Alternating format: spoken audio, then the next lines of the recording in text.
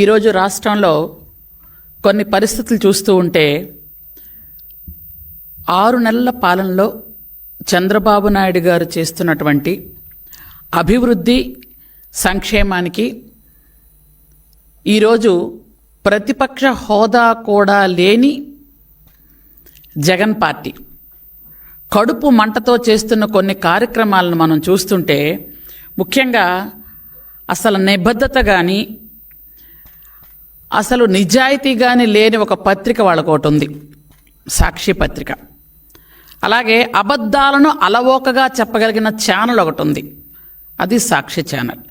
వీళ్ళు ఏంటంటే ఈ మధ్యకాలంలో కరెంట్లు విపరీతంగా పెంచేస్తున్నారు అని ఒక దొంగేడుపులు ఏడుస్తున్నారు. ముఖ్యంగా గత 5 సంవత్సరాల్లో 10 సార్లు కరెంటు బిల్లు పెంచిన పాపం ఎవరిది? సైకో జగన్మోహన్ రెడ్డిది. జగన్మోహన్ రెడ్డి 10 సార్లు కరెంటు బిల్లులు పెంచి దాదాపు వినియోగదారుల మీద 32,000 కోట్లు భారం వేసి ఈరోజు అతన్ని ప్రజలు చీకొట్టి కనీసం ప్రతిపక్ష హోదా కూడా ఇవ్వకుండా పక్కకు జరిపేశారు. అట్లాంటి ఆయన 11 సీట్లతో 11వ తేదీన ఉదయం 11 గంటలకు బయటకు వచ్చి ధర్నాలు మొదలుపెట్టారు. ఏదో పెద్ద వాళ్ళు చేస్తున్నటువంటి నీతి నిజాయితీ కార్యక్రమాల్లాగా. అసలు చూసిన జనాలు కూడా సిగ్గుపడుతున్నారు, అసలు దేనికి వీళ్ళు బయటకు వచ్చి ధర్నా చేస్తున్నారు అని. నువ్వే 10 సార్లు కరెంటు బిల్లులు పెంచేసి ఈ 6 నెలల్లో మా చంద్రబాబు నాయుడు గారు ఏమైనా పెంచారా? ఈ ప్రభుత్వం ఏమైనా పెంచిందా? పెంచకపోతే కానీ నువ్వు గజనీవి, ట్యాబ్లెట్లు వేయడం మర్చిపోయి ఉంటావు. కానీ కొంచెమైనా ఆలోచించాలి కదా. మీరే కరెంటు బిల్లు పెంచి మీరే ధర్నాలు దిగుతున్నారు అంటే ఎలా ఉందంటే దొంగే దొంగ దొంగ నరిచినట్టుంది. ఎంత దారుణం! నువ్వే కరెంటు బిల్లులు పెంచేశావు. 10 సార్లు పెంచారు, 1 సారి 2 సార్లు కాదు. కానీ ఈరోజు మీరు బయటకు వచ్చి కరెంటు బిల్లులు చాలా దారుణంగా పెరిగిపోయాయి, ప్రజలు ఏమైపోతున్నారు, ఇంకా పైగా ఆ పేపర్లో రాస్తారు ప్రజలు వణికిపోతున్నారట.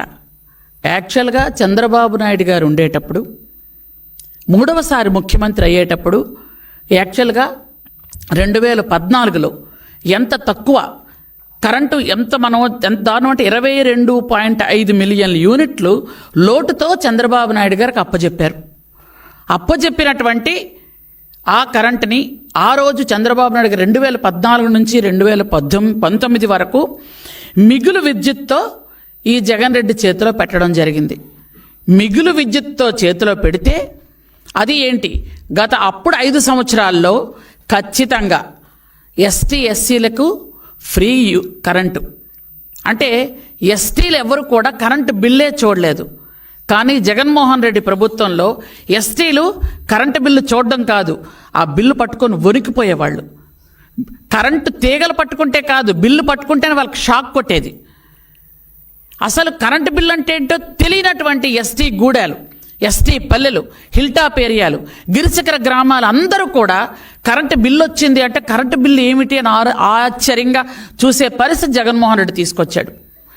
2 నెలలకి కరెంటు బిల్లు సామాన్యమైన మధ్యతరగతి కుటుంబాలకు 250, 300 బిల్లు వచ్చే వాళ్ళకి ప్రతి నెల 500, 600, కొంతమందికి 1000 రూపాయలు కూడా వచ్చేది నెలకే. నిజంగా ప్రజలందరూ వణికిపోయారు. ఆ వణికిన తాలూకా ఈరోజు నిజస్వరూపమే ఈరోజు మీరు 11 సీట్లతో పక్కన వచ్చారు.